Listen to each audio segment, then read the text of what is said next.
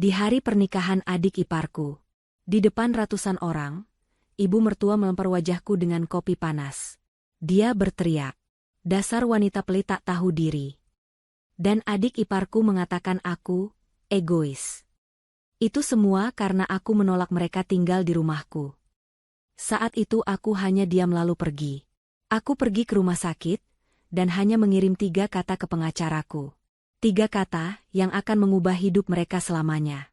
Sebelum ceritanya dimulai, silakan tulis di kolom komentar dari daerah mana saja teman-teman yang menonton cerita ini. Jangan lupa like dan subscribe agar channel ini bisa semakin berkembang dan bisa mempersembahkan cerita yang lebih menarik lagi. Pesta pernikahan Atika, adik ipar Gita, digelar dengan kemewahan yang hampir terasa berlebihan. Aula utama sebuah hotel bintang 5 diubah menjadi taman fantasi. Ribuan mawar impor berwarna putih dan merah muda dirangkai di setiap sudut, memancarkan aroma wangi yang bersaing dengan aneka hidangan mahal di meja prasmanan. Orkestra mini memainkan musik klasik yang lembut, namun gagal menutupi suasana tegang yang dirasakan Gita. Gita, dalam balutan gamis sutra berwarna zamrud yang sederhana namun elegan, duduk di salah satu meja VIP. Hijabnya yang serasi tertata rapi. Ia adalah bayangan kontras dari Ibu Suci, ibu mertuanya, yang malam itu bersinar dalam kebaya berwarna emas penuh payet, tertawa lebar, dan menyalami tamu-tamu penting. Ibu Suci tampak seperti ratu pesta, pemilik acara yang sukses besar. Ironisnya, Gita tahu persis siapa yang membiayai semua ini.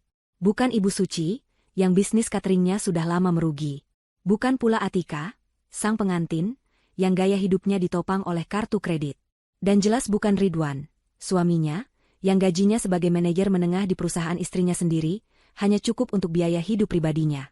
Semua kemewahan ini, dari gaun pengantin rancangan desainer hingga catering mewah, dibayar lunas dari rekening pribadi Gita. Ridwan, suaminya, duduk di sebelahnya. Pria itu tampak gelisah. Kemeja batiknya yang mahal terlihat sedikit basah di bagian ketiak. Matanya terus melirik ke arah ibunya, lalu ke Gita, seolah mencoba mengukur jarak aman di antara dua kutub yang berlawanan. "Kamu baik-baik saja, sayang?" bisik Ridwan. Gita tersenyum tipis. "Aku baik. Pestanya indah. Atika pasti senang." "Syukurlah," Ridwan menghela napas lega, namun kelegaan itu terlalu cepat. Ibu sangat bahagia malam ini." "Terima kasih, ya." Gita hanya mengangguk. Terima kasih saja tidak cukup untuk membayar rasa sesak di dadanya. Sejak dia menikahi Ridwan 5 tahun lalu, Gita merasa seperti masuk ke dalam keluarga yang melihatnya bukan sebagai menantu, melainkan sebagai ban berjalan. Gita adalah wanita sukses. Ia membangun bisnis ekspor furniturnya dari nol, berkat kerja keras dan sedikit warisan dari almarhum ayahnya. Rumah mewah yang mereka tinggali, mobil-mobil yang terparkir di garasi, semua adalah hasil keringatnya. Awalnya, Ridwan adalah pria yang baik, lembut dan perhatian. Namun perlahan, Gita melihat karakter aslinya yang lemah, yang tidak pernah bisa berkata, tidak, pada keinginan ibunya. Dan Ibu Suci adalah wanita dengan keinginan yang tidak terbatas. Selama bertahun-tahun, Gita menelan ludah, mengalah, dan memberi. Dia membiayai renovasi rumah Ibu Suci. Dia membelikan mobil untuk Atika saat lulus kuliah. Dia menutupi utang-utang kecil Ridwan yang disembunyikan darinya. Dia melakukannya demi menjaga keutuhan rumah tangganya. Namun, beberapa minggu terakhir, kesabarannya mulai menipis. Permintaan Ibu Suci semakin tidak masuk akal. Puncaknya adalah biaya pernikahan Atika ini. "Kita harus membuat pesta yang tidak akan dilupakan orang, Gita," kata Ibu Suci saat itu.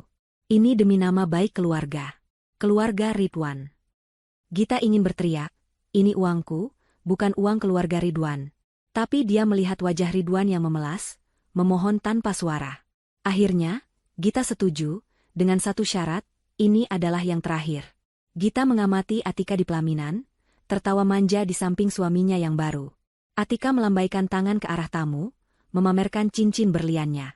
Gita tahu persis harga cincin itu, karena tagihannya juga dikirimkan kepadanya. "Gita, ayo, kita foto bersama ibu dan pengantin," ajak Ridwan, mencoba menarik tangan Gita. Gita menggeleng pelan. "Nanti saja, Mas. Aku di sini saja. Biar kamu dan keluargamu yang berfoto. Ini hari bahagia mereka." Ridwan tampak ragu, tapi tatapan tajam dari Ibu Suci di seberang ruangan membuatnya segera bangkit dan menghampiri ibunya di pelaminan. Mereka berpose, tertawa, Tampak seperti keluarga sempurna yang kaya raya. Gita, sang sumber kekayaan itu, duduk sendirian di mejanya, terasing di tengah pesta yang ia bayar. Beberapa tamu menyapanya. Mereka tahu siapa Gita. "Selamat ya, Bu Gita. Sukses selalu bisnisnya," kata seorang rekan bisnis. Gita membalas sapaan mereka dengan senyum profesional. Dia sudah terbiasa memakai topeng. Musik berganti. Para tamu mulai berdansa. Gita memutuskan dia butuh udara segar. Saat dia hendak berdiri, dia melihat Ibu Suci berjalan ke arahnya. Langkahnya cepat dan tegas. Senyum palsu yang tadi dipasangnya untuk para tamu sudah luntur. Wajahnya keras. Ridwan tidak ada. Dia sedang berbincang dengan teman-temannya. Atika sibuk dengan suaminya. Panggung itu kini milik Ibu Suci sepenuhnya. "Gita," desis Ibu Suci, suaranya rendah namun penuh penekanan, nyaris tidak terdengar di antara dentuman musik. "Ibu mau bicara penting." Gita menghela napas dalam hati.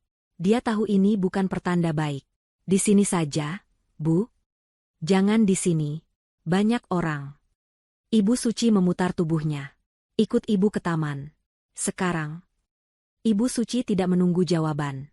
Dia berjalan mendahului Gita, membelah kerumunan tamu, menuju pintu kaca besar yang mengarah ke taman hotel yang remang-remang. Gita, dengan perasaan berat, bangkit dari kursinya dan mengikuti langkah ibu mertuanya.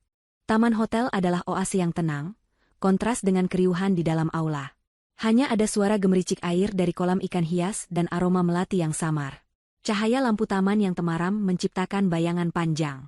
Ibu Suci berhenti di bawah sebuah gazebo, membelakangi Gita, menatap ke dalam kegelapan. Gita berdiri beberapa langkah di belakangnya. "Ada apa, Bu?" "Pestanya masih berlangsung." Ibu Suci berbalik. Wajahnya tidak lagi ditutupi keramahan palsu. Yang ada hanya ekspresi tamak dan angkuh. "Ibu sudah putuskan," katanya tanpa basa-basi. "Putuskan apa?" "Setelah bulan madu, Atika dan suaminya akan tinggal di rumahmu." Gita terdiam sejenak, mencerna permintaan yang lebih terdengar seperti perintah itu. "Tinggal di rumah kita, Bu?" "Bukan, kita." "Rumahmu," Ibu Suci meralat, suaranya tajam. "Mereka akan pakai paviliun di belakang. Paviliun itu kan besar dan kosong. Daripada tidak terpakai, lebih baik ditempati Atika." Gita menggeleng pelan. Kesabarannya yang setipis benang akhirnya putus. Paviliun itu adalah satu-satunya tempat di rumahnya yang menjadi wilayah pribadinya. Itu adalah studio kerjanya, tempat ia menyimpan sampel furnitur, dokumen ekspor penting, dan tempat tim desainnya berkumpul. Itu adalah jantung bisnisnya, tempatnya melarikan diri dari drama keluarga Ridwan. "Maaf, Bu. Saya tidak bisa," jawab Gita dengan tenang, namun tegas. Mata Ibu Suci menyipit. Dia tidak menduga penolakan. "Apa maksudmu tidak bisa? Itu hanya paviliun kosong." "Itu bukan paviliun kosong, Bu. Itu kantor saya. Tempat saya bekerja. Banyak dokumen rahasia perusahaan dan barang-barang penting di sana. Saya tidak bisa membiarkan orang lain tinggal di sana. Privasi saya dan pekerjaan saya akan terganggu." Gita mencoba menawarkan solusi. "Saya bisa bantu Atika cari rumah kontrakan yang bagus di dekat sini. Atau saya bantu uang muka untuk mereka membeli rumah sendiri nanti." Tawaran itu justru menyulut api. Wajah Ibu Suci memerah karena marah. "Rumah kontrakan? Kamu menghina anak saya? Kamu pikir anak saya itu orang miskin yang harus mengontrak? Kamu punya rumah sebesar istana, tapi untuk adik iparmu sendiri kamu begitu perhitungan." "Ini bukan soal perhitungan, Bu. Ini soal privasi dan profesionalisme." "Alasan?" potong Ibu Suci. "Bilang saja kamu memang pelit." Tepat saat itu, pintu kaca terbuka. Atika, sang pengantin, muncul dengan gaunnya yang masih megar. "Ibu, ngapain di sini gelap-gelapan? Dicariin tamu, tuh." "Atika, sini," panggil Ibu Suci. "Lihat ini kakak iparmu. Dia tidak mau kamu tinggal di paviliun rumahnya." Wajah Atika yang tadinya ceria langsung berubah masam. Dia menatap Gita dengan tatapan tidak percaya yang dibuat-buat. "Apa? Mbak Gita serius? Kok jahat banget?" Gita merasa dikepung. "Atika, dengar dulu. Paviliun itu. Di rumahmu itu banyak kamar kosong. Jangan egois dong, Mbak," teriak Atika, suaranya melengking, tidak peduli lagi menjaga citra pengantin. "Cuma numpang tinggal saja kok pelitnya minta ampun. Aku kan adik Mas Ridwan." Gita menarik napas panjang, mencoba menahan emosi. Gita, Atika, ini bukan soal egois. Ini batas. Batas apa? Bentak Ibu Suci. Kamu itu menumpang di keluarga kami. Kamu mengambil Ridwan, anak laki-laki satu-satunya ibu. Harusnya kamu tahu diri. Kamu pikir kamu siapa tanpa Ridwan?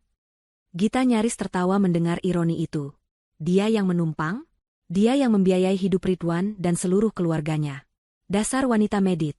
Hina Ibu Suci, suaranya semakin keras. Pelit? Tidak tahu balas budi. Kamu pikir hartamu itu akan kamu bawa mati. Gita sudah selesai. Dia tidak akan membiarkan dirinya diinjak-injak lagi. Cukup, Bu, katanya dingin.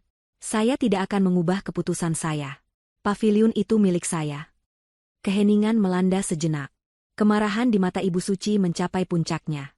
Matanya liar mencari-cari sesuatu. Di meja kecil di sudut gazebo, ada beberapa cangkir kopi sisa tamu yang diletakkan di sana oleh pelayan. Sebelum Gita menyadari apa yang terjadi, Ibu Suci menyambar salah satu cangkir kopi yang isinya sepertinya masih hangat. Kurang ajar kamu ya. Dan Ibu Suci melemparkan cangkir itu sekuat tenaga ke wajah Gita. Semuanya terjadi begitu cepat. Gita merasakan hantaman keras di pipi kanannya, diikuti rasa panas yang menyengat dari kopi, lalu rasa perih yang luar biasa. Cairan coklat kental itu mengalir di wajahnya, membasahi hijabnya. Cangkir itu tidak pecah di wajahnya, tetapi membentur pipinya dengan keras sebelum jatuh dan pecah berkeping-keping di lantai marmer. Gita terhuyung mundur, satu tangannya memegang pipinya yang langsung terasa berdenyut. Panas. Perih. Tapi yang lebih sakit adalah rasa kaget dan penghinaan yang luar biasa. Dia bisa merasakan sesuatu yang hangat mengalir di antara jari-jarinya, lebih kental dari kopi. Darah. Pecahan cangkir itu rupanya mengenai dan menggores pelipisnya. Atika memeki kaget, tapi tidak bergerak menolong. Ibu Suci berdiri mematung, napasnya terengah-engah, tangannya masih teracung, kaget sendiri dengan apa yang baru saja dilakukannya. Keributan itu menarik perhatian. Pintu kaca terbuka. Ridwan berlari keluar, diikuti beberapa tamu. Ada apa ini? Ibu? Gita? Ridwan terhenti saat melihat pemandangan di depannya. Istrinya berdiri dengan wajah berlumuran kopi dan darah. Ibunya berdiri dengan wajah penuh kebencian. Gita, wajahmu. Ridwan panik, tapi dia hanya berdiri di tengah-tengah, bingung harus berbuat apa. Dia menatap ibunya, lalu istrinya. Gita menurunkan tangannya perlahan. Darah segar menodai telapak tangannya. Dia menatap Ibu Suci, lalu Atika. Di tengah rasa sakit yang berdenyut di wajahnya, sebuah kejernihan yang menakutkan muncul di benaknya. Ini adalah akhirnya. Dia tidak berteriak. Dia tidak menangis. Dia hanya menatap Ridwan yang mematung. Lalu, Gita melakukan sesuatu yang tidak terduga. Dia tersenyum. Senyuman tipis, dingin, dan penuh makna. Tanpa mengucapkan sepatah kata pun, dia berbalik. Dia berjalan melewati Ridwan yang masih terpaku. Dia berjalan kembali ke aula pesta yang ramai. Para tamu yang melihatnya terkesiap. Wajahnya berdarah, hijabnya ternoda. Dia berjalan lurus, menembus kerumunan, menuju pintu keluar, mengabaikan panggilan Ridwan yang akhirnya tersadar dan berteriak. Gita! Gita, tunggu! Gita terus berjalan. Dia keluar dari hotel, menghentikan taksi pertama yang dilihatnya, dan masuk ke dalam. Ke rumah sakit terdekat. Pak, katanya kepada sopir taksi dengan suara yang sangat tenang. Saat taksi melaju, Gita mengeluarkan ponselnya. Pipinya masih berdenyut hebat. Dia mengabaikan puluhan panggilan masuk dari Ridwan. Dia membuka kontak pengacara pribadinya. Dia hanya mengetik 3 kata. 3 kata yang telah lama ia siapkan untuk skenario terburuk. Jalankan rencana B. Pesan terkirim. Tepat saat taksi itu berbelok di persimpangan, Gita melihat dari kaca spion belakang. 2 mobil polisi dengan sirene menyala kencang berbelok, menuju hotel tempat pesta pernikahan yang baru saja ia tinggalkan. Keributan di taman itu seperti batu yang dilempar ke kolam tenang, menciptakan gelombang yang segera mencapai aula pesta. Beberapa tamu yang berdiri di dekat pintu kaca adalah yang pertama melihat. Mereka melihat Gita berjalan cepat. Wajahnya menakutkan di bawah cahaya lampu, berlumuran cairan gelap dan sesuatu yang merah. Mereka terkesiap. Bisikan-bisikan dimulai, menyebar lebih cepat daripada pelayan yang membawa minuman. Di taman, Ridwan masih mematung. Panggilan putus asanya, Gita, Gita, tunggu, hilang di telan udara malam. Dia menoleh pada ibunya. Ibu Suci berdiri kaku, wajahnya pucat pasi, cangkir pecah di kakinya. Atika, sang pengantin, gemetar. Mas Ridwan, Mbak Gita. Ibu, apa yang ibu lakukan? Teriak Ridwan, suaranya syarat kepanikan, bukan kemarahan. Dia tidak marah pada ibunya atas tindakannya, dia panik karena konsekuensinya. Dia kurang ajar padaku. Bela ibu suci, suaranya bergetar. Pestaku hancur. Jerit Atika, air matanya mulai mengalir, merusak riasan mahalnya. Tepat saat itulah dua petugas polisi berseragam lengkap melangkah masuk melalui pintu utama aula. Musik orkestra berhenti di tengah lagu, menyisakan keheningan yang canggung. Ratusan pasang mata tamu undangan kini beralih dari pelaminan ke pintu masuk. Dua petugas lagi menyusul di belakang mereka. Seorang manajer hotel yang berkeringat dingin berlari menghampiri polisi. Ada apa ini, Pak? Ada masalah?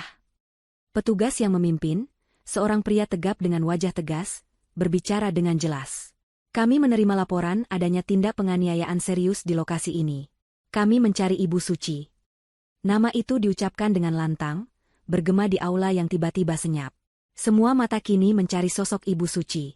Ridwan, mendengar keributan itu, berlari dari taman kembali ke dalam, diikuti Ibu Suci dan Atika. Wajah mereka bertiga tampak bersalah sekaligus panik. Penampilan mereka sangat kontras dengan tamu lain yang kebingungan.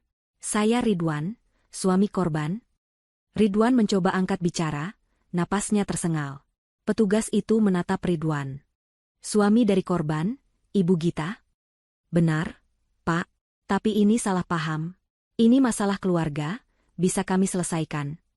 Maaf, Pak, potong petugas itu. Kami menerima laporan resmi. Korban sedang dalam perjalanan ke rumah sakit untuk visum. Kami di sini untuk mengamankan terduga pelaku. Yang mana Ibu Suci? Ibu Suci, yang mencoba bersembunyi di belakang Ridwan, didorong pelan ke depan oleh kerumunan tamu yang bergeser. Saya Ibu Suci, katanya, mencoba terdengar angkuh, meski suaranya bergetar.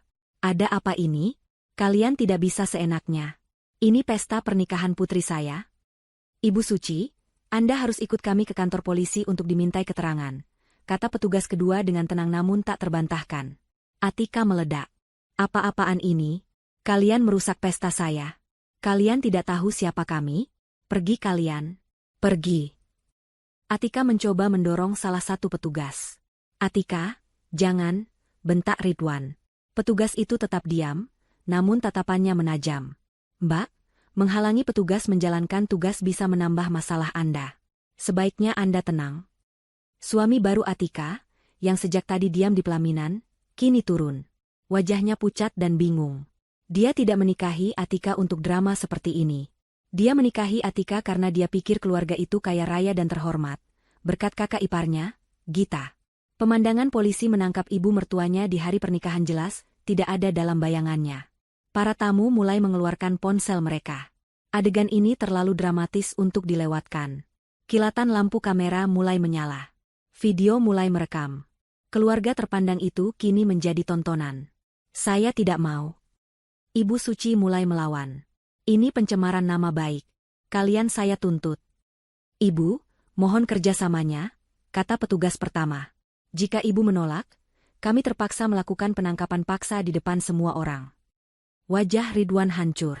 Dia menatap ibunya, lalu ke kerumunan tamu yang berbisik dan merekam. Reputasi keluarganya hancur dalam hitungan menit. Dia mencoba menelepon Gita. Ponselnya tidak aktif. Dia menelepon lagi. Langsung masuk kotak suara. Pak, tolong. Pak, Ridwan memelas pada polisi. Ibu saya sudah tua. Biar saya yang jamin. Ini salah paham. Pak Ridwan, kata petugas itu, kehilangan kesabaran. Istri Anda, Ibu Gita, wajahnya terluka dan berdarah karena pecahan gelas. Ini bukan salah paham. Ini tindak pidana. Pernyataan itu membungkam seluruh ruangan. Berdarah karena pecahan gelas. Bukan lagi sekadar kopi panas. Ibu Suci akhirnya sadar. Ini bukan gertakan. Ketakutan yang nyata menjalari dirinya. Ridwan, tolong ibu, jangan biarkan mereka bawa ibu. Tapi Ridwan tidak bisa berbuat apa-apa. Dia tidak punya kuasa, tidak punya uang, tidak punya pengaruh. Semua itu milik Gita. Dan Gita baru saja pergi. Dua petugas polisi wanita yang sejak tadi menunggu di belakang, kini maju. Maaf, Bu. Silakan ikut kami. Dengan lembut namun tegas, mereka memegang lengan Ibu Suci. Tidak ada borgol, tapi kehinaannya terasa lebih buruk. Ibu Suci, dengan kebaya emasnya yang mewah, berjalan tertunduk melintasi aula pesta yang ia banggakan. Diikuti oleh Atika yang menangis histeris dan Ridwan yang berjalan gontai seperti mayat hidup. Kilatan kamera ponsel menyakiti mata mereka. Pesta pernikahan Atika berakhir bahkan sebelum hidangan penutup disajikan. Musik telah mati. Para tamu mulai bubar, membawa pulang gosip terpanas tahun ini. Di tengah aula yang mulai kosong, Ridwan terduduk di salah satu kursi. Dia akhirnya sendirian, di antara sisa-sisa kemewahan yang dibayar oleh istrinya. Dia teringat kembali momen terakhir di taman. Saat Gita menatapnya, sebelum dia tersenyum. Sekarang dia mengerti. Itu bukan senyuman menahan sakit. Itu bukan senyuman pasrah. Itu adalah senyuman berdarah. Senyuman seseorang yang baru saja menarik pelatuk. Taksi berhenti di depan pintu lobi unit gawat darurat. Gita membayar ongkosnya dengan tenang, mengabaikan tatapan ngeri sopir taksi yang melihat wajahnya saat dia turun di bawah cahaya lampu yang terang. Dia berjalan masuk ke UGD. Rasa perih di pipi dan pelipisnya kini berdenyut hebat. Hijabnya yang berwarna zamrud sudah kotor oleh noda kopi dan darah yang mulai mengering. Petugas triase di meja depan terlonjak kaget. "Ibu, silakan duduk. Ada apa dengan Ibu?" "Saya korban penganiayaan," kata Gita, suaranya datar, tanpa emosi. "Saya dilempar dengan cangkir kopi. Pecahannya mengenai pelipis saya." Para perawat bergerak cepat. Gita segera dibawa ke ruang tindakan. Seorang dokter muda datang memeriksanya. "Ini, lukanya cukup dalam, Bu, di pelipis. Harus dijahit. Dan pipi Ibu memar hebat akibat benturan. Beruntung tidak mengenai mata Ibu." "Dokter," kata Gita sambil menatap lurus ke mata dokter itu. "Saya butuh visum. Visum et repertum." Dokter itu mengangguk paham. Permintaan visum berarti ini adalah kasus hukum. "Tentu, Bu. Kami akan catat semua temuan medisnya secara rinci." Saat dokter mulai membersihkan lukanya, yang terasa perih tak terkira, Gita tidak meringis. Dia menggertakkan giginya. Rasa sakit fisik ini tidak ada apa-apanya dibanding rasa sakit pengkhianatan yang dia rasakan selama 5 tahun terakhir. Rasa sakit ini justru menyadarkannya, mempertajam fokusnya. Selagi dia dijahit, ponselnya yang tadi dia matikan, kini dihidupkan kembali. Puluhan panggilan tak terjawab dari Ridwan, Atika, dan beberapa nomor tak dikenal muncul di layar. Dia mengabaikannya. Dia membuka pesan yang dia kirim 1 jam lalu. "Jalankan rencana B." 3 kata sederhana itu adalah puncak dari persiapan berbulan-bulan. Rencana B lahir dari kecurigaan yang tumbuh perlahan. Dimulai setahun lalu, ketika Gita menyadari ada keanehan dalam laporan keuangan perusahaannya. Ada faktur-faktur ganjil dari vendor catering yang tidak pernah dia pakai. Vendor itu tak lain adalah bisnis Ibu Suci. Gita menyewa auditor diam-diam. Hasilnya menghancurkan hatinya. Suaminya sendiri, Ridwan, orang yang dia percayai untuk mengelola sebagian administrasi kantor, telah memalsukan puluhan faktur. Dia menyalurkan dana perusahaan Gita ke bisnis ibunya yang sekarat, jumlahnya miliaran.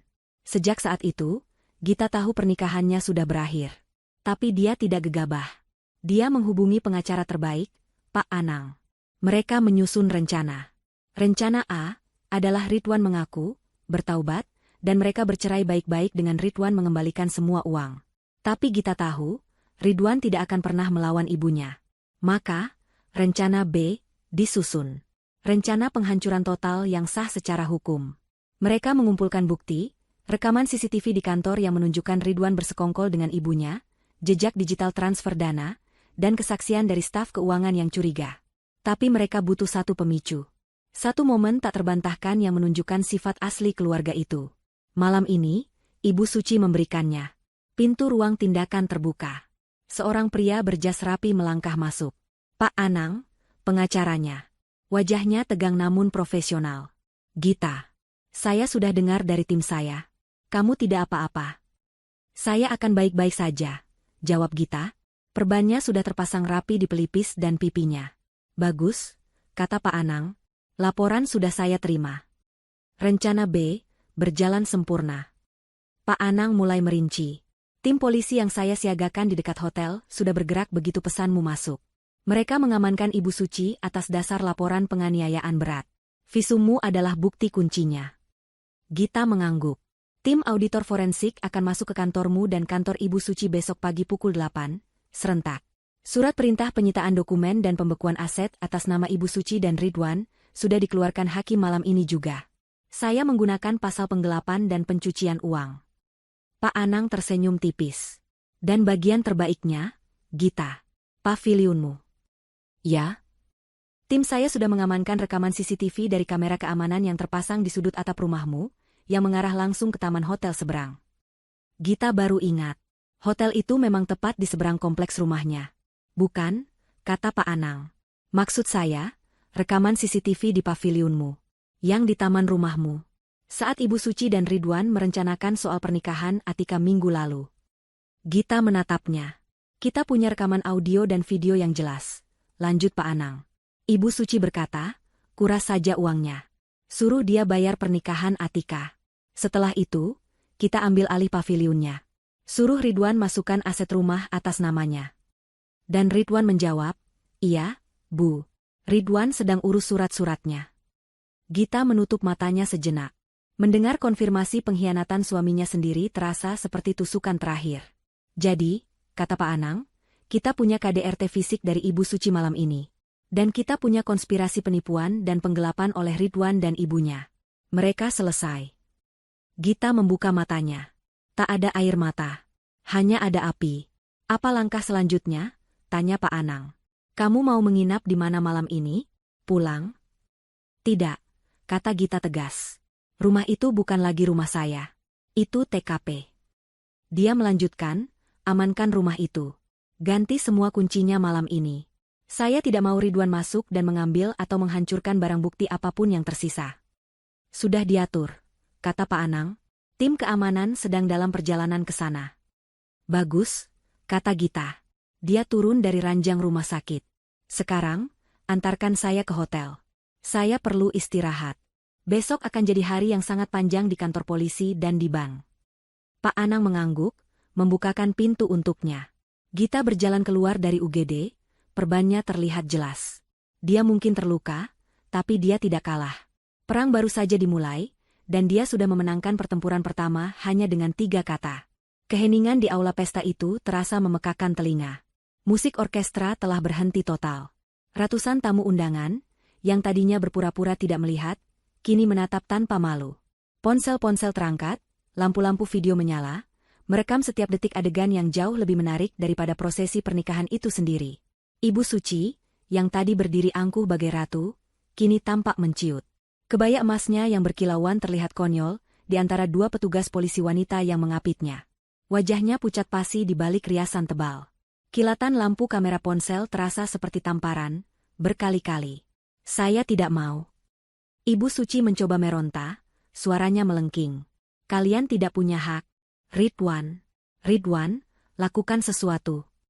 Ridwan berdiri gemetar.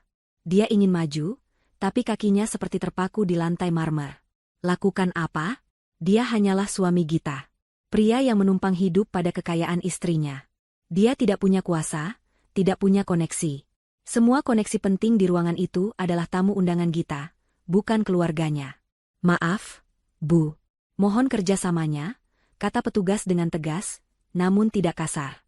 Saat mereka mulai berjalan, Atika, sang pengantin, yang sejak tadi menangis histeris, tiba-tiba berlari dan menerjang salah satu petugas. Lepaskan ibuku. Kalian merusak pestaku. Pergi. Pergi. Atika memukul-mukul lengan petugas itu dengan membabi buta. Gaun pengantinnya yang megar menyulitkan gerakannya, membuatnya terlihat seperti anak kecil yang mengamuk. Petugas yang diserang itu mundur selangkah. Mbak, tenang. Jangan melawan petugas.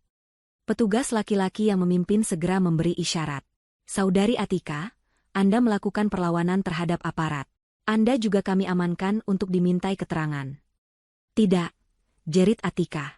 Suami baru Atika, Fajar, yang sejak tadi berdiri kaku di dekat pelaminan, kini melangkah maju. Tapi bukan untuk membela Atika. Dia meraih lengan Atika. Atika, sudah. Jangan konyol. Kamu memperburuk keadaan. Wajah Fajar pucat. Pria itu menyadari sesuatu. Dia tidak menikahi putri dari keluarga terpandang. Dia menikahi putri seorang kriminal. Dia melihat sekeliling, pada tatapan para tamu, pada kamera-kamera ponsel. Dia bisa melihat masa depannya, dan reputasi keluarganya, hancur lebur. Dua petugas wanita kini memegang Atika, yang terus meronta dan menjerit. Pemandangan itu sungguh menyedihkan. Seorang ibu dan putrinya, di hari pernikahan sang putri, digiring keluar dari aula pesta oleh polisi. Ridwan hanya bisa menatap. Dia melihat tatapan Fajar, menantunya, yang kini menatapnya dengan pandangan dingin penuh kebencian. Dia melihat para tamu berbisik. Ya ampun, itu Ibu Suci, kan? Katanya bisnis cateringnya sukses? Kok main pukul? Saya dengar yang dianiaya itu Gita, istrinya Ridwan. Yang punya bisnis furnitur itu, kan? Pantas saja. Pasti masalah uang. Seluruh reputasi yang Ibu Suci bangun dengan susah payah di atas kebohongan, hancur dalam satu malam. Para petugas membawa Ibu Suci dan Atika keluar melalui lobi utama. Kilatan kamera wartawan gosip, yang entah bagaimana sudah mendapat kabar, menyambut mereka di luar. Ibu Suci menutupi wajahnya dengan sisa-sisa harga dirinya. Atika menangis meraung-raung. Di dalam aula, Ridwan ditinggalkan sendirian. Dia berdiri di tengah ruangan yang mulai kosong. Para tamu bergegas pergi, seolah takut tertular sial. Prasmanan yang mahal masih utuh. Kue pengantin setinggi 7 tingkat belum terpotong. Musik sudah mati. Hanya ada Ridwan dan sisa-sisa kemewahan yang dibayar oleh Gita. Dia merasakan gelombang mual dan ketakutan yang luar biasa. Gita. Dia harus menemukan Gita. Dia harus meminta maaf. Dia harus memohon. Dia mencintai Gita. Atau mungkin, dia mencintai kehidupan yang diberikan Gita. Sekarang, dia tidak bisa membedakannya. Dia meraih ponselnya, mencoba menelepon Gita lagi. Masih tidak aktif. Langsung ke kotak suara. Gita, sayang, angkat teleponnya. Ini salah paham. Ibu tidak sengaja. Kumohon, Gita pulang kita bicara. Dia meninggalkan pesan suara yang putus asa, suaranya bergetar. Dia berlari keluar dari aula, mengabaikan tatapan iba dari para pelayan hotel. Dia masuk ke dalam mobil sedannya, mobil yang dibelikan Gita untuk ulang tahunnya. Dia melaju kencang membelah malam, menuju rumah mereka. Dia harus sampai di rumah sebelum Gita. Dia akan menunggu di depan pintu. Dia akan berlutut jika perlu. Dia akan menyalahkan ibunya. Dia akan melakukan apa saja agar Gita memaafkannya dan kehidupan mewahnya kembali normal. Dia tiba di kompleks perumahan elit mereka 20 menit kemudian. Jantungnya berdebar kencang saat dia membelok ke gerbang utama rumahnya yang megah. Dia menekan tombol di remote gerbangnya. Tidak ada yang terjadi. Gerbang setinggi 3 meter itu tetap tertutup. Dia menekannya lagi. Berkali-kali. Tetap diam. Dengan kesal, dia turun dari mobil. Dia berlari ke pos keamanan kecil di samping gerbang, tempat tombol manual berada. Dia menekan kartunya di sensor. Lampu sensor berkedip merah. Akses ditolak. Napas Ridwan tercekat. Dia mencoba lagi. Akses ditolak. Dia menggedor-gedor gerbang besi itu. Buka. Buka. Satpam. Pak Udin. Biasanya ada 2 satpam yang berjaga. Malam ini, pos itu gelap. Tapi saat dia melihat lebih dekat, dia menyadari ada yang berbeda. Di gerbang itu, melilit di antara jeruji besinya, terpasang sebuah rantai baja industri yang baru. Sebuah gembok besar berwarna kuning menggantung, berkilauan di bawah lampu jalan. Rumahnya, istananya, telah dirantai. Tiba-tiba, lampu sorot dari pos keamanan menyala, membutakan matanya. 2 orang pria bertubuh tegap, mengenakan seragam safari berwarna gelap yang tidak dia kenali, melangkah keluar. Mereka bukan satpamnya. Maaf, Pak. Ada yang bisa dibantu? Suara pria itu berat dan tidak ramah. Saya pemilik rumah ini. Siapa kalian? Kenapa gerbangnya digembok? Pria itu menatap Ridwan dari atas ke bawah. Nama bapak siapa? Saya Ridwan. Suami Ibu Gita. Biarkan saya masuk. Pria itu menggeleng. Maaf, Pak Ridwan. Kami dari tim keamanan yang disewa Ibu Gita. Sesuai instruksi langsung dari beliau, mulai malam ini, Anda tidak lagi diizinkan masuk ke properti ini. Kaki Ridwan lemas. Dia bersandar di gerbang yang dingin itu. Tidak diizinkan masuk. 3 kata itu menghantamnya lebih keras daripada lemparan cangkir kopi. Tidak mungkin. Bisiknya. Gita tidak mungkin melakukan ini. Pria keamanan itu tidak menjawab. Dia hanya berdiri diam, mengawasinya, memastikan dia tetap berada di luar. Ridwan menyadari kebenarannya. Senyuman berdarah Gita di taman tadi. Itu bukan senyuman kesakitan. Itu adalah senyuman kemenangan. Pesta telah usai. Dan dia, Ridwan, adalah orang terakhir yang diusir dari pesta itu. Kontras dengan Ridwan yang berdiri kedinginan di luar gerbang, Gita baru saja selesai mandi air hangat di kamar Presidential Suite sebuah hotel mewah. Hotel yang, ironisnya, sebagian sahamnya dia miliki. Dia melepaskan jubah mandi hotel yang lembut dan berdiri di depan cermin besar. Pipinya yang tadi ditampar dan disiram kopi panas kini membiru, bengkak, dan mengerikan. Di pelipisnya, perban putih bersih menutupi 4 jahitan yang baru saja dia dapatkan. Gita menatap pantulan dirinya. Dia menatap mata wanita di cermin itu. Tidak ada air mata. Tidak ada keraguan. Hanya ada ketenangan yang dingin. Selama 5 tahun, dia telah hidup dalam ilusi. Ilusi pernikahan bahagia. Ilusi keluarga yang mencintainya. Dia telah menipu dirinya sendiri, mengabaikan tanda-tanda, memaafkan pengkhianatan-pengkhianatan kecil, semuanya demi kata, harmoni. Malam ini, Ibu Suci, dengan lemparan cangkir itu, telah melakukan sesuatu yang tidak disangka-sangka. Ibu Suci telah membebaskannya. Lemparan itu telah menghancurkan cangkir, sekaligus menghancurkan ilusi terakhir yang menahannya. Ada ketukan pelan di pintu. Gita mengenakan setelan piyama sutra yang dia minta asistennya bawakan. Masuk. Pak Anang, pengacaranya, melangkah masuk. Wajahnya segar, seolah baru saja tidur nyenyak. Meski Gita tahu pria itu bekerja sepanjang malam. Dia membawa tas kerja kulit yang tebal. Selamat pagi, Bu Gita, sapa Pak Anang. Saya harap Anda bisa beristirahat. Saya tidur lebih nyenyak daripada yang saya alami dalam 5 tahun terakhir. Pak, jawab Gita tenang. Dia duduk di sofa, mempersilakan pengacaranya duduk. Bagus, kata Pak Anang, membuka tas kerjanya dan mengeluarkan beberapa map tebal. Kita mulai. Pertama, ini salinan resmi visum et repertum dari rumah sakit. Dia menyerahkan selembar dokumen. Gita membacanya. Istilah-istilah medis itu terasa jauh, seolah menggambarkan orang lain. Luka robek di pelipis kanan, panjang 3 cm, kedalaman 2 mm, memerlukan 4 jahitan. Memar parah di area tulang pipi kanan akibat benturan benda tumpul. Luka bakar tingkat pertama di sebagian pipi dan leher akibat cairan panas. Ini, kata Pak Anang, adalah bukti tak terbantahkan untuk pasal penganiayaan berat. Ancaman hukumannya minimal 5 tahun penjara untuk Ibu Suci. Dia tidak akan bisa mengelak. Gita mengangguk. Lalu, yang lain. Pak Anang tersenyum tipis. Ah, yang lain.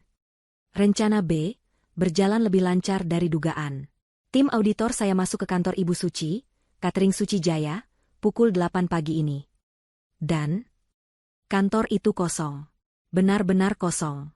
Hanya ada beberapa meja dan kursi tua. Bisnis cateringnya ternyata sudah bangkrut total lebih dari setahun yang lalu. Tidak ada aktivitas. Gita mengerutkan kening. Lalu, uang yang ditransfer Ridwan ke rekening perusahaan itu. Itu bagian terbaiknya, kata Pak Anang, matanya berbinar. Perusahaan itu hanyalah cangkang. Sebuah rekening untuk menampung dana. Ibu Suci menggunakannya untuk mencuci uang yang diambil Ridwan dari perusahaan Anda. Dia mengeluarkan map kedua, yang jauh lebih tebal. Ini adalah laporan audit forensik dari perusahaan Anda, yang sudah kita siapkan. Total kerugian Anda, Bu Gita, selama 2 tahun terakhir 8.600.000.000 rupiah. Napas Gita tercekat sesaat.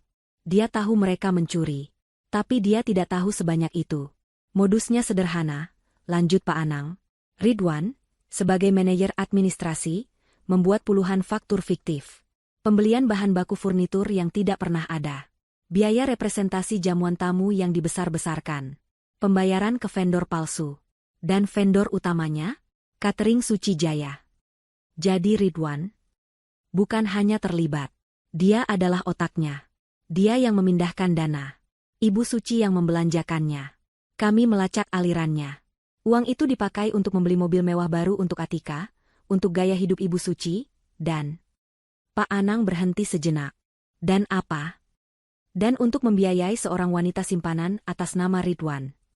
Kali ini, Gita merasakan sesuatu. Bukan sakit, tapi rasa jijik yang luar biasa. Suaminya yang tampak lugu, yang selalu beralasan, demi ibu, ternyata memiliki rahasia lain yang lebih kotor. Bukti perselingkuhan itu akan mempercepat proses perceraian kita, kata Gita dingin, sama sekali tidak ada getar dalam suaranya. Tentu saja, kata Pak Anang. Tapi, kita belum selesai. Ada bukti pamungkasnya. Dia mengeluarkan sebuah tablet. Rekaman CCTV dari pavilion Anda, yang kita pasang 3 bulan lalu. Percakapan antara Ibu Suci dan Ridwan. Minggu lalu. Saat mereka merencanakan biaya pernikahan Atika. Pak Anang menekan tombol play. Suara Ibu Suci terdengar jelas, nyaring dan penuh keserakahan. Kuras saja uangnya si Gita itu. Suruh dia bayar semua pernikahan Atika. Dia itu sapi perah kita, Wan. Bodoh dia itu. Nanti kalau Atika sudah menikah, kita urus surat rumah. Bilang saja untuk jaminan utang bank, nanti kita palsukan tanda tangannya. Hening sejenak, lalu terdengar suara Ridwan. Suara yang dulu Gita anggap lembut. Iya, Bu, tenang saja.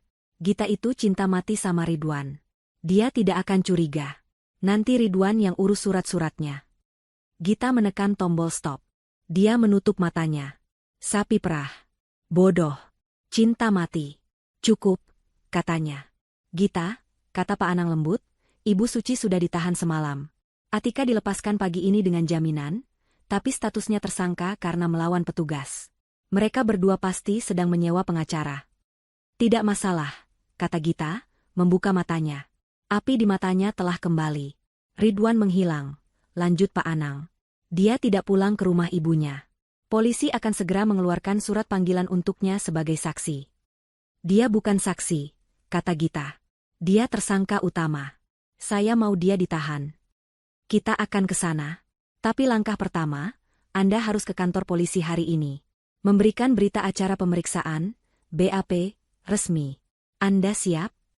Gita berdiri. Dia berjalan ke lemari, mengambil setelan blazer berwarna biru tua yang tajam dan hijab yang serasi. Dia mengenakannya dengan gerakan yang mantap dan terukur. Dia menatap pantulannya sekali lagi. Perban putih itu kontras dengan blazer birunya. Saya siap, katanya. Saya ingin memberikan BAP saya. Dan saya ingin menyerahkan semua bukti ini. Saya ingin melihat wajah mereka saat mereka tahu, saya tahu segalanya. Malam pertama Ibu Suci di balik jeruji besi, adalah siksaan terburuk yang pernah ia bayangkan. Dia tidak ditempatkan di sel isolasi yang nyaman. Dia dilempar ke sel tahanan umum bersama belasan wanita lain dengan berbagai kasus. Ruangan itu pengap, berbau pesing dan keringat, bercampur dengan aroma disinfektan murahan yang menusuk hidung. Kebaya emasnya yang mewah, yang beberapa jam lalu membuatnya menjadi ratu pesta, kini terasa seperti kostum badut yang kotor. Payet-payetnya yang tajam menusuk kulitnya saat dia mencoba bersandar di dinding yang lembab. Dia terpaksa melepaskan semua perhiasan emas dan berliannya saat proses administrasi. Wajahnya yang tadi dirias tebal kini luntur berantakan. Sebagian karena air mata frustrasi, sebagian karena keringat. Permisi. Saya mau bicara dengan petugas. Teriaknya untuk kesekian kali ke jeruji besi. Salah satu tahanan wanita, bertato di lehernya, tertawa. Sudah, Bu, diam saja. Di sini semua sama. Mau pakai kebaya emas atau baju tidur, tetap saja tidur di lantai. Ibu Suci gemetar karena marah dan takut. Dia tidak pernah dipermalukan seperti ini. Dia adalah Ibu Suci, yang dihormati, yang bisnis cateringnya, meski palsu, dikenal orang. Ini pasti salah paham. Gita pasti akan mencabut laporannya. Ya, Gita itu menantunya yang bodoh dan penurut. Dia hanya perlu digertak sedikit. Dia teringat Atika. Putrinya itu dilepaskan setelah beberapa jam diinterogasi. Atika menangis histeris, tapi setidaknya dia bebas, dijemput oleh suaminya yang baru, Fajar. Ibu Suci iri. Dia sekarang sendirian. Harapan satu-satunya adalah Ridwan. Anaknya. Pangerannya. Menjelang subuh, setelah malam tanpa tidur di bangku semen yang keras, seorang petugas membangunkannya. Ibu Suci. Ada yang jenguk. Harapan membuncah di dadanya. Ridwan. Akhirnya. Dia digiring ke ruang besuk yang kecil. Jendelanya berteralis. Di seberang meja, Ridwan duduk. Tapi pemandangan di depannya membuat harapan Ibu Suci hancur. Ridwan tidak terlihat seperti pahlawan. Dia tampak lebih buruk darinya. Matanya merah, rambutnya acak-acakan, kemeja batiknya masih sama dengan yang di pesta, tapi kini lecek dan kotor. Dia tampak seperti orang kalah. Ridwan. Kenapa lama sekali? Bentak Ibu Suci, suaranya serak. Keluarkan ibu dari sini. Cepat. Pakai uangmu. Pakai uang Gita. Bayar jaminannya. Ridwan menatap ibunya dengan pandangan kosong. Aku tidak bisa, Bu. Kemarahan Ibu Suci meledak. Apa maksudmu tidak bisa? Kamu itu suaminya. Kamu punya hak. Ambil uangnya di brankas. Gertak dia. Bilang kalau dia tidak cabut laporan, kamu akan ceraikan dia. Aku sudah tidak bisa masuk rumah, Bu, kata Ridwan pelan, suaranya bergetar. Ibu Suci terdiam. Apa? Gita. Dia mengganti semua kunci. Dia memasang gembok baru di gerbang. Dia menyewa satpam baru. Aku diusir. Aku tidak bisa masuk rumahku sendiri. Kenyataan pahit itu menghantam Ibu Suci seperti kereta barang. Ini bukan lagi gertakan. Ini bukan lagi drama keluarga. Rekening. Ridwan merogoh sakunya, mengeluarkan dompet. Rekeningku diblokir, Bu. Semua. Kartu kreditku ditolak. Aku coba tarik tunai, saldonya nol. Semuanya dibekukan. Dibekukan? Ulang Ibu Suci, suaranya kini bergetar ketakutan. Kenapa dibekukan? Ridwan menunduk. Dia tidak berani menatap mata ibunya. Aku tidak tahu, Bu. Tapi sepertinya ini bukan hanya soal kopi. Tepat saat itu, seorang polisi datang bersama seorang pria muda berkemeja putih yang tampak gugup. Pria itu adalah pengacara publik yang ditugaskan untuk Ibu Suci, karena dia tidak bisa menghubungi pengacara pribadinya. Pengacara itu duduk. Dia membuka mapnya. Selamat pagi, Ibu Suci. Saya Bimo, pengacara yang ditunjuk negara untuk Anda. Saya tidak butuh pengacara negara. Anak saya akan membayar pengacara terbaik. Bimo menghela napas. Ibu, sebaiknya Anda dengar saya. Situasi Anda sangat serius. Ini bukan lagi hanya masalah keluarga. Bimo membalik kertas di mapnya.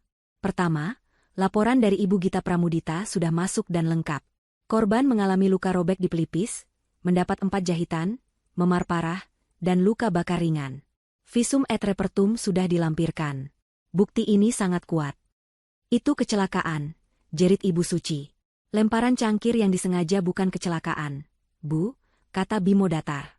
Anda dijerat pasal 351 KUHP tentang penganiayaan berat.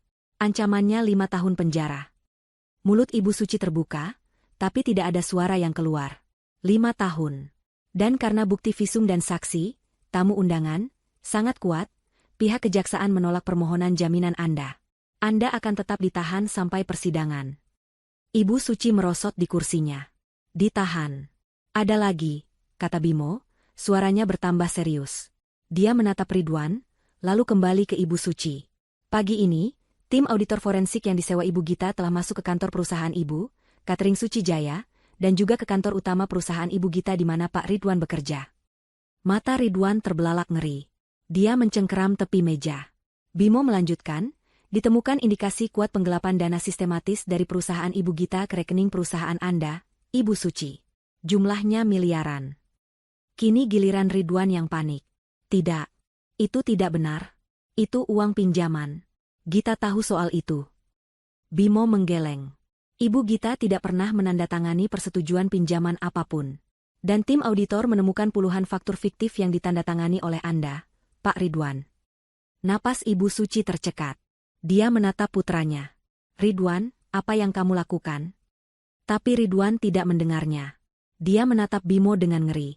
Bimo menatap Ridwan. Pak Ridwan, polisi juga mencari Anda. Mereka sedang dalam perjalanan ke sini. Anda ditahan bukan hanya sebagai saksi. Ibu Suci akhirnya mengerti. Ini bukan hanya tentang lemparan cangkir kopi. Itu hanyalah pemicunya. Gita telah menjebak mereka. Bukan, Gita tidak menjebak. Gita telah mengumpulkan bukti. Ini adalah akhir dari segalanya.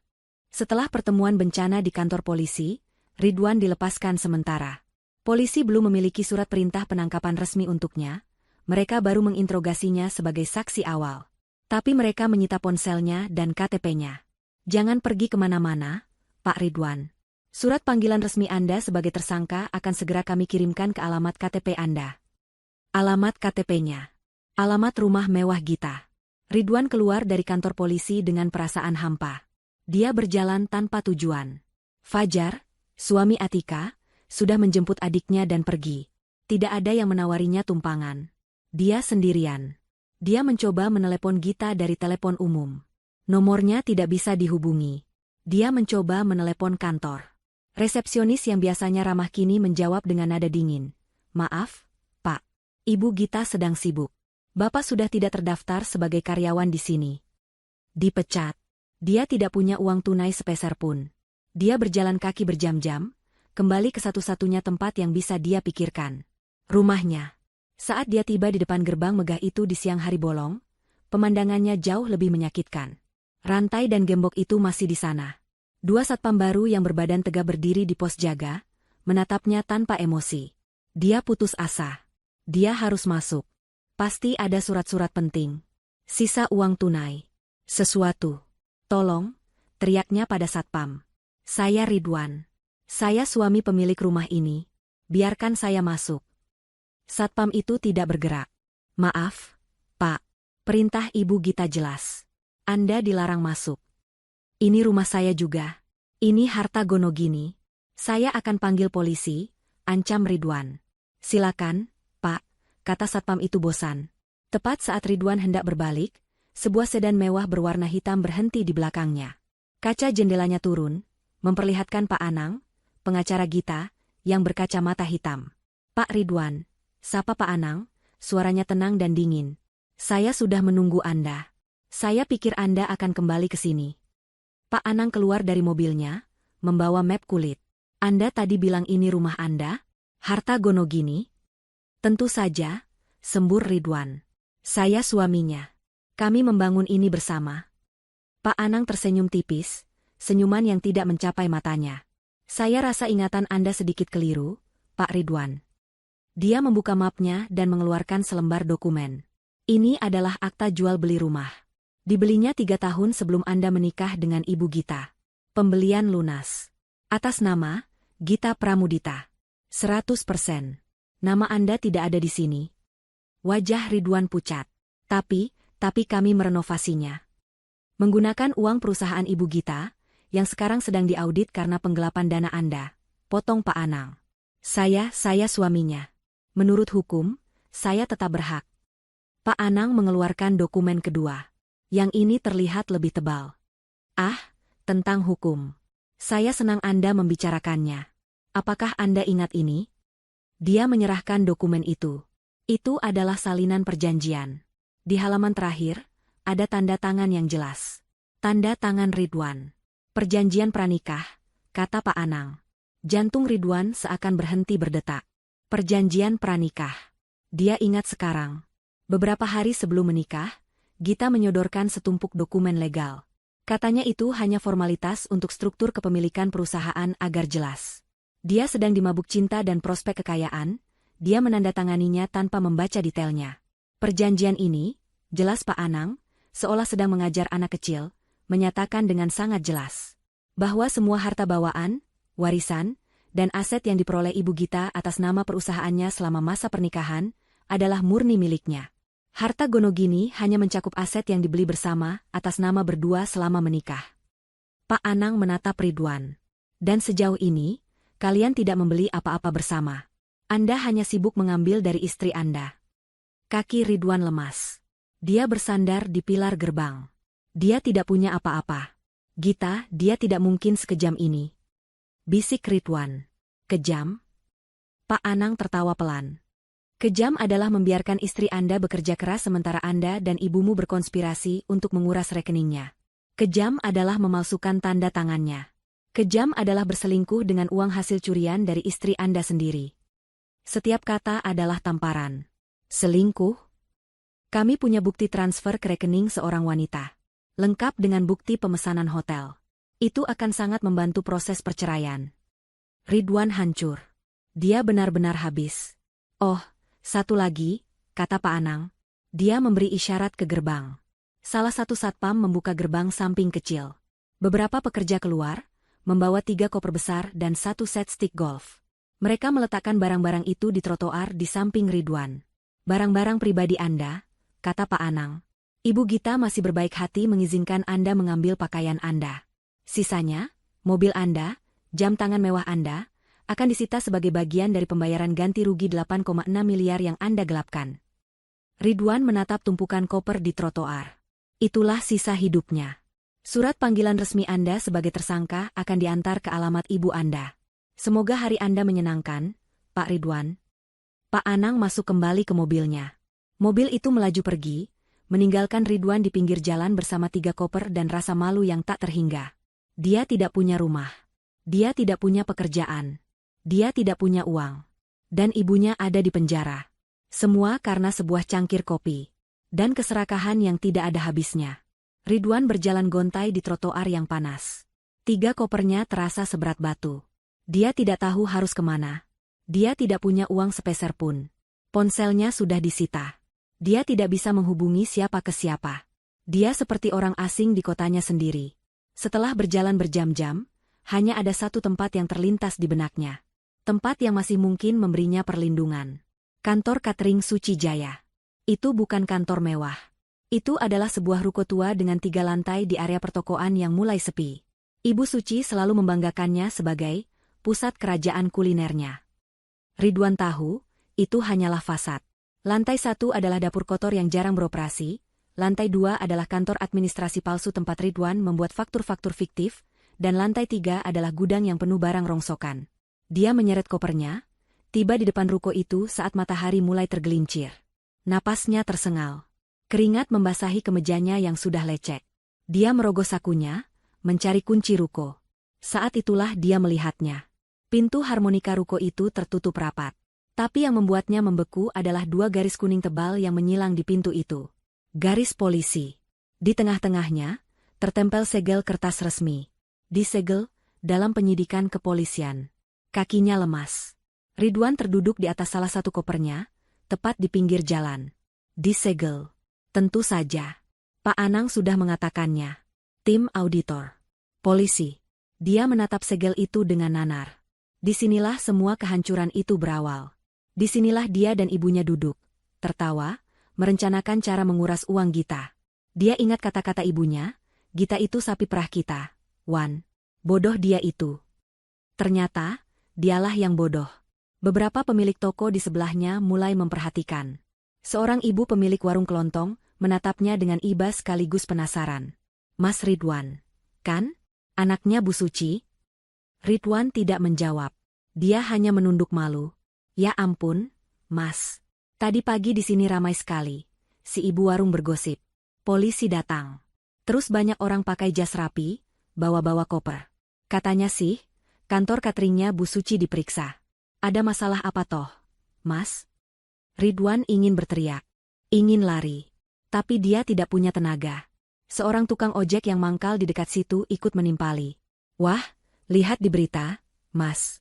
Tadi saya lihat di HP. Pestanya Atika. Kan? Katanya Bu Suci ditangkap gara-gara aniaya menantunya sendiri. Benar itu, Mas? Berita. Ridwan mengangkat kepalanya. Matanya terbelalak. Berita apa? Itu, di portal gosip. Sudah ramai. Ridwan gemetar. Dia melihat seorang pemuda yang sedang makan di warung itu, asyik menggulir ponselnya. Dengan sisa-sisa keberanian, Ridwan mendekat. Mas, maaf.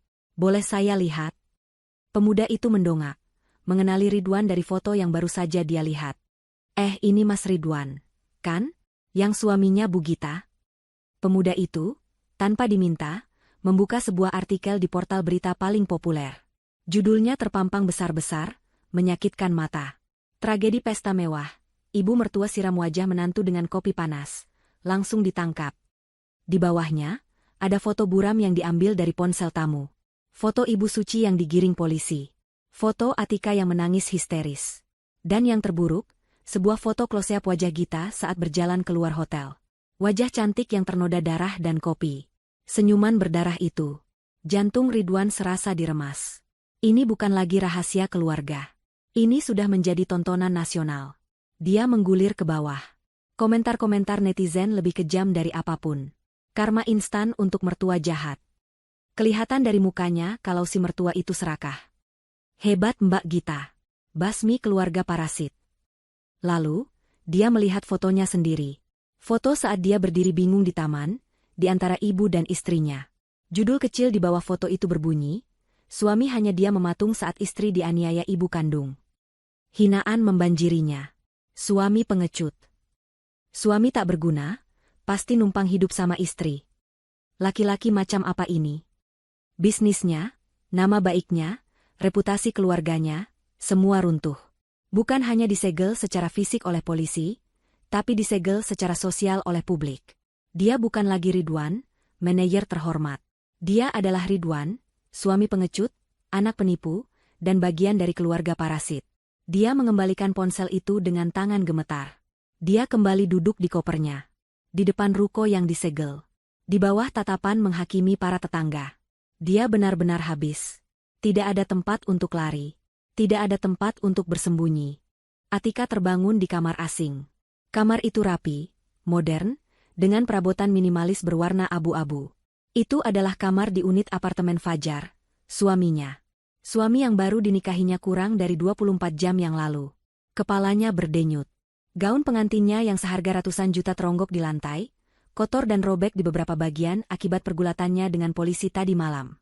Dia hanya tidur beberapa jam setelah Fajar membawanya ke sini, setelah dia dibebaskan dari kantor polisi dengan status tersangka. Semalam, Fajar tidak banyak bicara. Dia hanya menyuruh Atika tidur. Atika bangkit. Dia merasa lapar dan bingung. Dia keluar kamar. Fajar sedang duduk di meja makan, sudah rapi dengan kemeja polo. Dia tidak sedang sarapan. Dia sedang menatap laptop dan beberapa lembar dokumen, sambil berbicara serius di telepon. Pastikan pembatalannya diproses hari ini, Pak. Saya tidak mau ada sangkut paut lagi. Gunakan alasan apapun. Penipuan status keluarga. Apapun. Atika membeku. Pembatalan? Fajar melihatnya. Wajahnya tidak menunjukkan simpati. Tidak ada wajah suami yang khawatir pada istrinya. Yang ada hanya wajah dingin seorang pebisnis yang sedang menaksir kerugian. Fajar. Bisik Atika. Mas, kamu telepon siapa? Fajar menutup teleponnya. Duduk, Atika. Atika duduk di seberangnya. Mas, kita harus ke kantor polisi. Kita harus bebaskan ibu. Kita harus sewa pengacara terbaik. Kita tuntut Mbak Gita. Dia sudah menghancurkan segalanya. Fajar tertawa. Tawa yang kering dan mengejek. Tuntut, ulangnya. Tuntut pakai apa? Atika, kamu punya uang? Kita punya. Keluargaku kaya. Mas Ridwan. Keluargamu penipu. Potong Fajar, suaranya tajam. Aku baru saja selesai menelepon pengacaraku dan beberapa kontakku. Aku mencari tahu siapa sebenarnya keluarga Suci. Atika menelan ludah. Ibumu, kata Fajar, menunjuk selembar kertas, ditahan tanpa jaminan. Bukan hanya karena penganiayaan, tapi karena polisi membuka kasus penggelapan dana dan pencucian uang. Apa? Itu bohong. Itu fitnah Gita. Fitnah? Fajar mendorong laptopnya. Layar itu menunjukkan artikel berita yang sama dengan yang dilihat Ridwan, tapi Fajar membuka situs berita finansial. Kakakmu, Ridwan, telah memalsukan faktur dan menggelapkan 8,6 miliar rupiah dari perusahaan istrinya sendiri. Perusahaan catering ibumu sudah bangkrut setahun lalu, itu hanya cangkang untuk menampung uang curian. Mata Atika terbelalak. 8 miliar. Dia tahu mereka sering meminjam uang Gita. Tapi dia tidak tahu sedalam ini. Dan rumah mewah yang kamu banggakan itu, lanjut Fajar. Rumah yang kamu janjikan pavilionnya untuk kita? Itu 100% atas nama Gita Pramudita. Dibeli sebelum dia menikah. Kakakmu tidak punya hak sepeser pun atas rumah itu. Atika tidak bisa bernapas. Kamu, kata Fajar, menatap lurus ke mata Atika, telah berbohong padaku. Kamu bilang kamu dari keluarga kaya raya yang terpandang. Ternyata aku menikahi putri seorang kriminal, dan adik seorang penggelap. Air mata mulai menggenang di mata Atika. Mas, tapi Mas Fajar cinta, kan? Sama aku? Kita baru menikah. Fajar berdiri. Dia merapikan kemejanya. Wajahnya tidak menunjukkan emosi. Aku menikahi kamu karena aku pikir kamu sepadan, Atika. Keluarga terhormat. Latar belakang yang bersih. Sesuatu yang bisa kubanggakan di depan kolega-kolegaku. Dia berjalan ke pintu, mengambil kunci mobilnya. Aku tidak bisa membangun masa depan dengan wanita dari keluarga penipu. Reputasiku terlalu berharga. Mas, kamu mau kemana? Jerit Atika. Fajar berhenti di ambang pintu. Dia menoleh, Tatapannya dingin menusuk. Pernikahan kita belum dicatatkan di catatan sipil. Baru sah secara agama. Pengacaraku sedang mengurus pembatalan nikah pagi ini atas dasar penipuan. Pembatalan? Ulang Atika, suaranya hancur. Aku mau kamu pergi dari apartemenku sebelum aku pulang malam ini, kata Fajar. Aku tidak mau melihatmu, atau barang-barangmu, ada di sini lagi. Jangan pernah hubungi aku lagi. Pintu itu tertutup. Atika sendirian. Di dalam apartemen asing. Tidak punya uang. Tidak punya keluarga untuk dihubungi. Ibunya dipenjara. Kakaknya menghilang. Dan suaminya, pria yang baru kemarin bersumpah di depan penghulu, baru saja mencampakkannya. Dia merosot ke lantai, tangisannya yang histeris menggema di ruangan yang kosong. Karma yang dia tertawakan, kini datang menagihnya dengan begitu cepat dan brutal.